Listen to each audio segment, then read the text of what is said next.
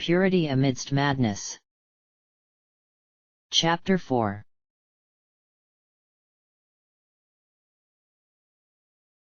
Orlando's look of horror lasted only as long as it took me to realize that his sword hadn't detonated into an explosion of golden metal shards. He chuckled darkly, waving the point of the unbroken blade into an infinity arc as it pointed in my general direction. "A divine knight, and nobody's bothered to explain the source of your powers to you?"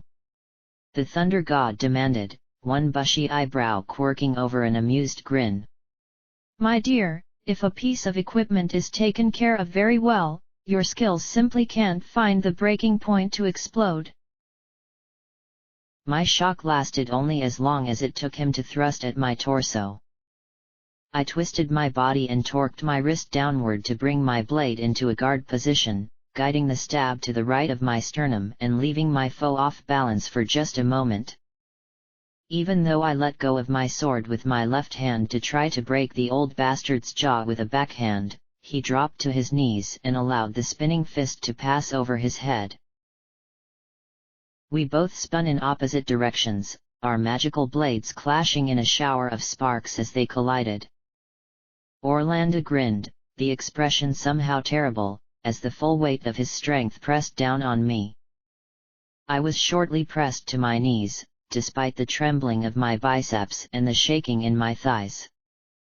With a cry of desperation, I threw myself to my left, nearly losing my sword as it caught the turf while I tumbled.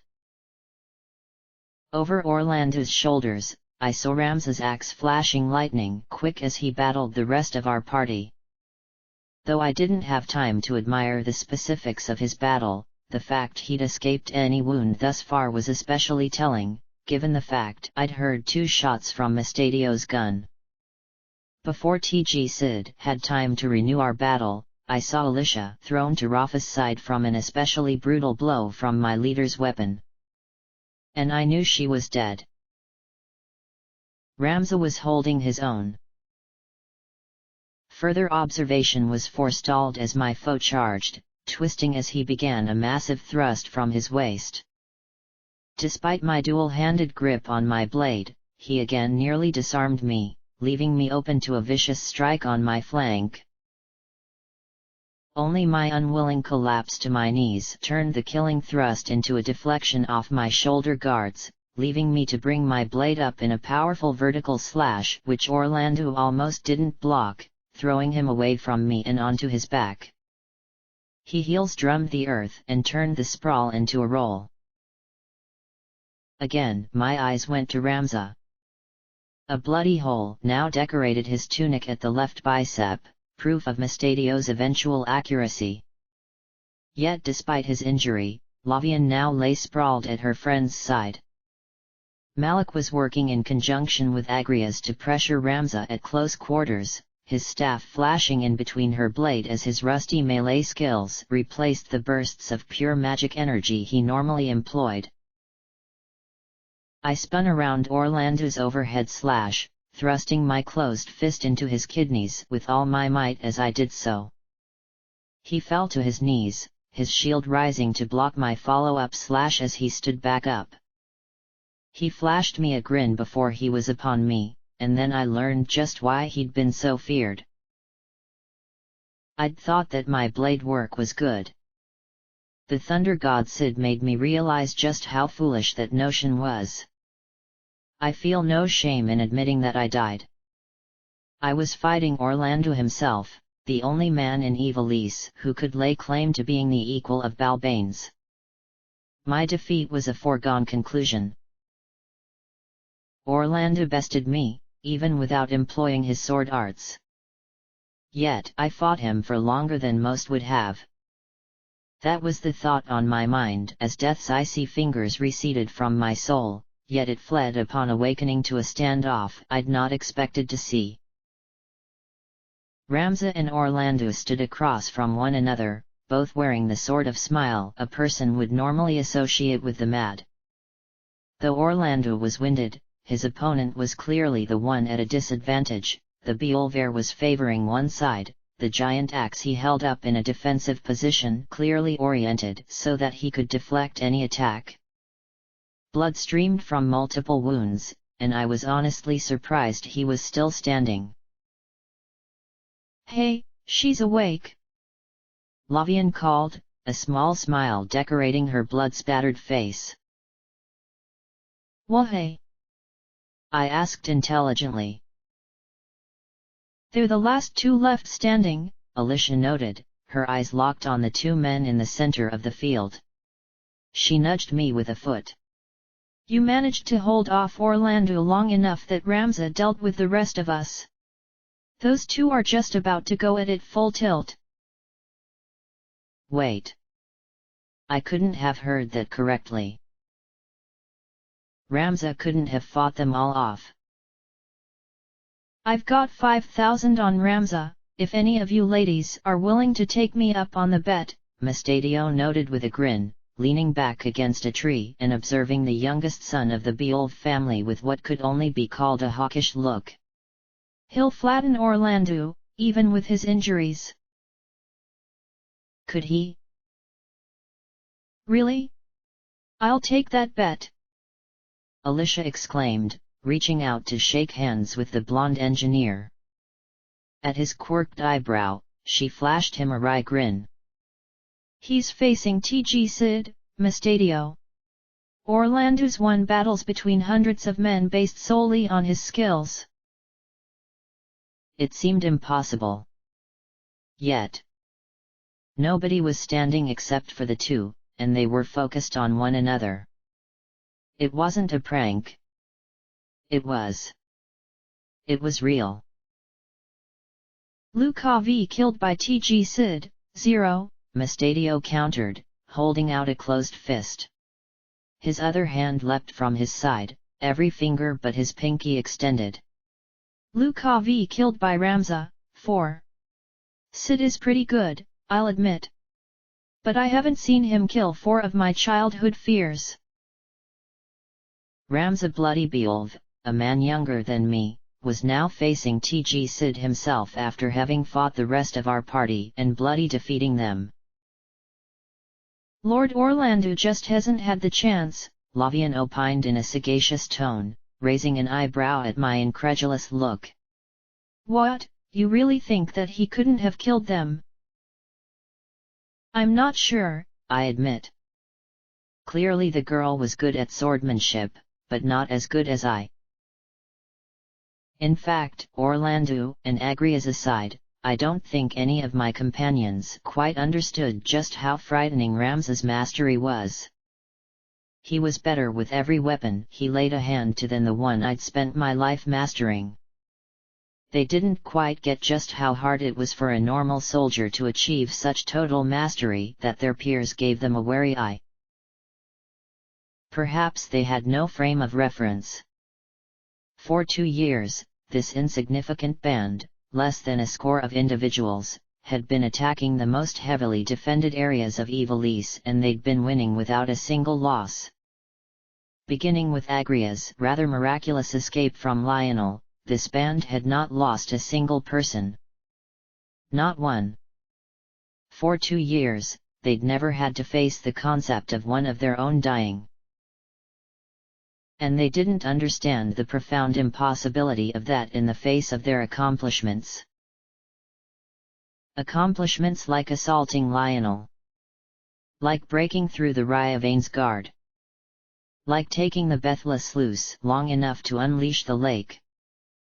They didn't understand that they'd been accomplishing things that armies of hundreds had utterly failed to accomplish. They didn't understand that every one of them would be infamous in our history if the records were even remotely right. I wanted to grab them and scream that nobody is this lucky. Yet I couldn't. I was held in thrall as TG Sid circled a man dozens of years his junior. The thing that really caught my attention was the wariness Orlando displayed. He was not being an indulgent teacher. He was honestly wondering which of the two would win in the oncoming storm. And that, more than anything, really and truly broke the last pieces of the world I used to know, used to believe in. Orlando was feared in every end of Ivalice. It was pretty much a rule that if you were a truly powerful warrior, you'd fear the day that Orlando decided that you were worthy of a challenge. He was the Alpha and the Omega when it came to the qualifications one had as a warrior. You were not measured by victory or defeat, but by the margin of victory the man held over you. Yet Ramzabeelv stood with an axe in hand, bleeding from his wounds and struggling to stand, facing an uninjured Tg Sid, and the man who'd been Goltana's general for over 20 years was the one hesitating.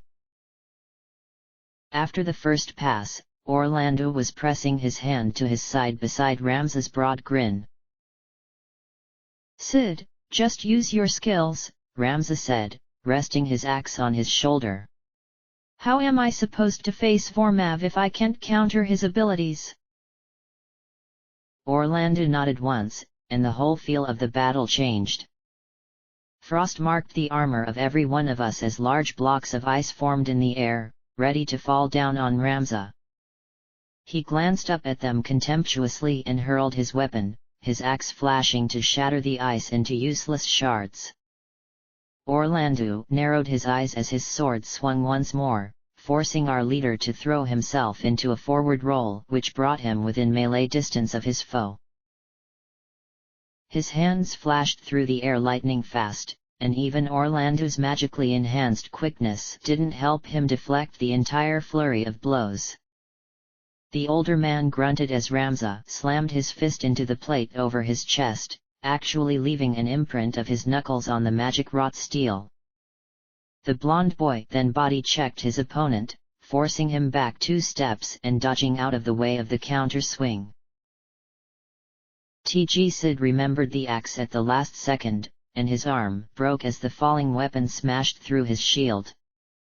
Ramza darted forward ruthlessly, bringing his foot up to meet Sid's jaw.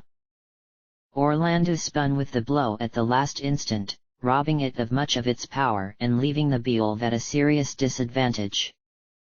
The grey-haired man grinned as he ruthlessly slashed Ramza's flank, rending chain mail and leaving his young foe clutching his bleeding side. "You almost got me with the axe, Ramza," Orlando admitted, quirking an eyebrow as the boy drew a pair of ninja edges from his sleeves.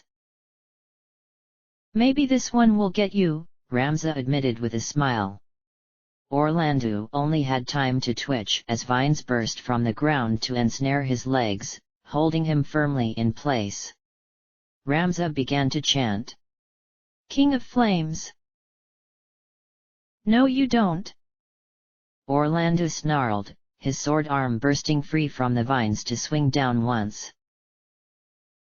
Both men finished their attacks at nearly the same time, though Ramza felt the effects of Orlando's attack first as a dark red blade impaled him, ripping his life from him while healing his foe.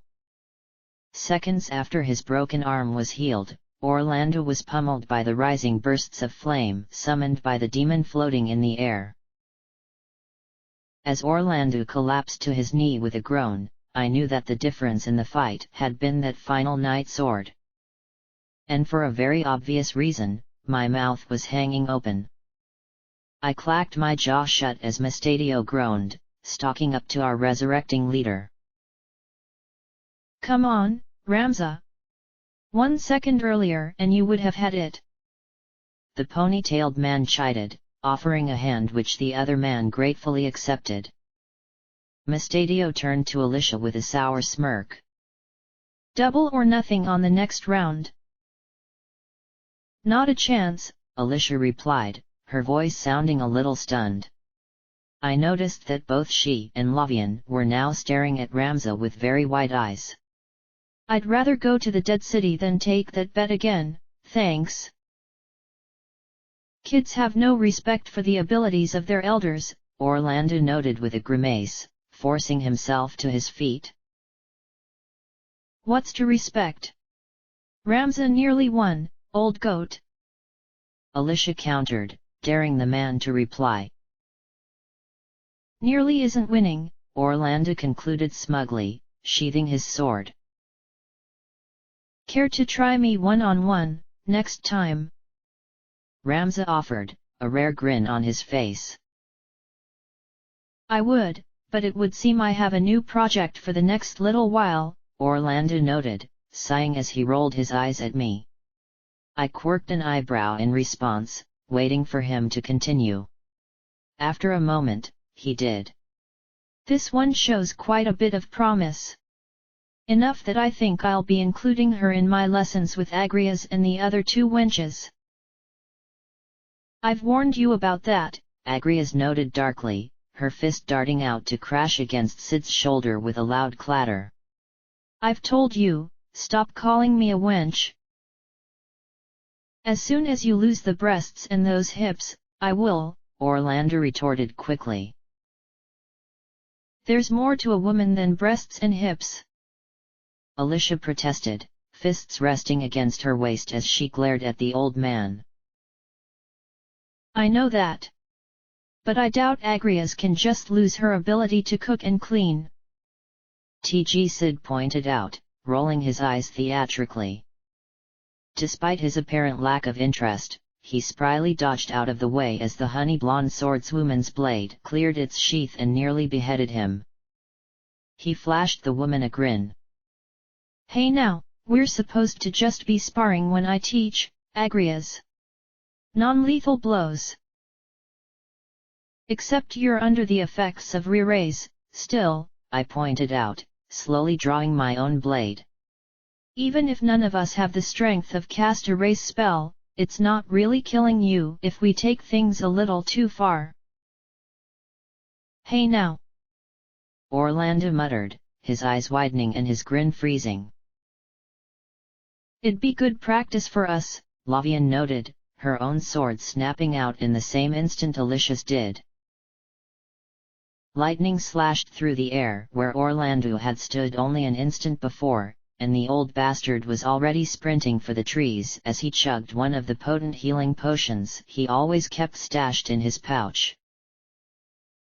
The four of us were after him an instant later.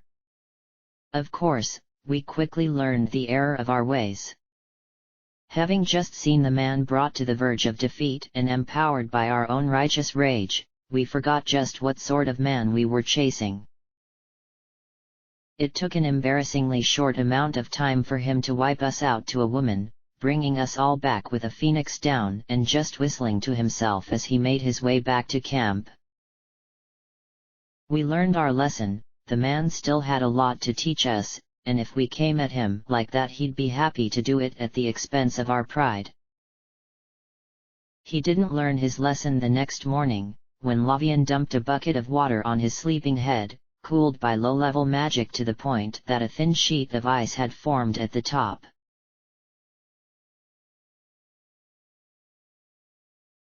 Although we did our best to keep things light-hearted, even I, new to the group, recognized that most of it was an act designed to keep us from thinking about the newest bit of insanity our fearless leader was taking us towards.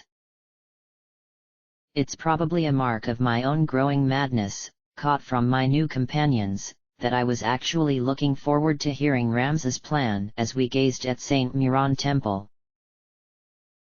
Orlando and Meliadul should take point, Ramza finally said, glancing at us. At my raised eyebrow, he explained, You know the layout, so you can lead us through the temple to Funeral's quarters. Sid can keep you out of trouble. I thought about pointing out that this presumed that we'd actually get through the outer defenses, then realized everybody but myself was assuming that we would. I didn't even think about disputing that Sid could keep me out of trouble. I was a skilled shrine knight for my age, but there were others with far more experience who would easily outclass me. I expected that we would meet at least one or two. I hoped none would be my father. Or the demon wearing his face, rather. Agrias. You, Lavian, and Alicia will be guarding our rear. I want a group capable of preventing anyone from interfering if we have to fight, and you three form a pretty solid wall. Ramza noted, not noticing the way Alicia's face pinked a bit at the praise. Mustadio, you'll be with them. With the long, tight corridors, you're not going to be much good attacking. Defending is an entirely different matter, I think. A nice, long hallway where I have plenty of time to line up my shots and people running towards us have nothing to hide behind? I like it. His grin turned nasty as he pulled an unfamiliar gun from his backpack, twirling it with a flourish.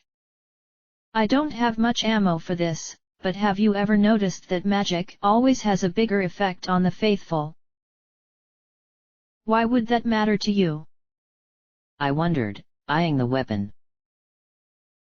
It fires ice spells. Better range, no casting time, no getting tired or running out of magic. The blonde engineer noted gleefully. Considering what we were about to walk into, I thought the look a bit disturbing. However, the advantage of such a weapon was obvious. Where did you get something like that? I asked, quirking an eyebrow. Bok. I took it from that bastard's corpse when he ambushed us. Mustadio finished. Well, that was one shrine night we wouldn't have to worry about running into, I supposed. I hadn't known that his gun could do that. Let's focus, Ramza chided with a smile. Rafa, Malak, and myself will form the core, capable of supporting either the rear guard or the point. I've brushed up on my summoning and I'll be taking along a few katanas, so I won't have to worry about friendly fire. You two will, unfortunately, Ramza continued, turning to the two Duskskin siblings. Rafa, Malak, do your best to keep your powers under control. Err on the side of caution, if you have to. I'd rather you miss an opponent than hit him and melee a duel as well. Ramza, do you remember what I told you about my abilities? Malak asked, frowning. Right, I'd forgotten, our blonde leader said, shaking his head. Do what you can. Don't target any priests, and be ready to keep anyone who gets past either the point or the rear from getting too near your sister. The short man nodded, absently gripping his bow staff a little tighter. I noticed Orlando exchanging a look with Agrias, noted the pride on his face. The plan was certainly a good one. Thus, our plans set, we marched on the main gate of St. Miran Temple, the seat of power for both the Glabados Church and the Shrine Knights. Our band of 8 against a fortified compound filled with thousands of the most powerful mages, warriors, and holy swordsmen in Ivalice. I knew in that instant that my madness was complete and had no more to grow. I was looking forward to the coming battle.